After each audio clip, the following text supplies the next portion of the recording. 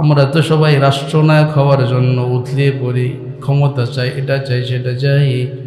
লোকমান বলে, আল্লাহ যদি তুমি আমাকে বাধ্য করো, তো যদি তুমি আমাকে বাধ্য করো তাইলে আমি নিতে রাজি আছি, কারণ আমি জানি তুমি আমাকে সাহায্য করবা।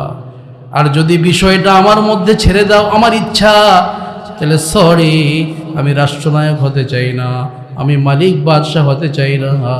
আল্লাহ বলে, কেন লোকমান বাদশাহ হতে চাও না? বলে, আল্লাহ বাদশাহী ক্ষমতা এমন জিনিস, এটাকে জুলুম দ্বারা বেষ্টন করে ফেলে, চাটুকার দ্বারা বেষ্টন করে ফেলে। ভুল বললেও বলে যে না, আপনি ঠিকই বলছেন, ঠিক না ভাই? ঠিক। যারা বাদশাহ তাদের আশেপাশে কি থাকে? চামচা থাকে। বলেন কি থাকে? ভুল বললো কয় না, ঠিক আছে মহারাজ, রাত হইতেছে, অন্ধকার, এখন উনি বের হয়ে গেছে, ওনার মুখ দিয়ে বের হয়ে গেছে দিন, কয় না মহারাজ ঠিকই বলছেন। কথা বলেন ঠিক না ভাই? ঠিক। একজনে বলে যে 1 লাখের জায়গায় 1 মিলিয়ন বইলা ফেলাইছে, একটা যে কোনো একটা ঘটনা। 1 লক্ষ বলবো, মহিলা বলছে মিলিয়ন। এখন বলছি তো বলছি, আচ্ছা ঠিক আছে, আপনি যেহেতু বলছেন অতএব এটাকে পাল্টানো যাবে না। ইতিহাস বিকৃত হয়ে গেছে।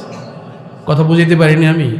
ইতিহাস বিকৃত। 1 লক্ষ বলবে, এর জায়গায় বলে ফেলছে 1 বিলিয়ন। 1 বিলিয়ন মানে কত?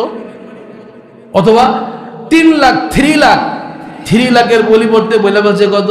3 বিলিয়ন, 30 লক্ষ। বুঝেন না কথাটা? পুরো ইতিহাস বিকৃত হয়ে গেছে। কিন্তু মহারাজ যেহেতু বলছে চাটুকার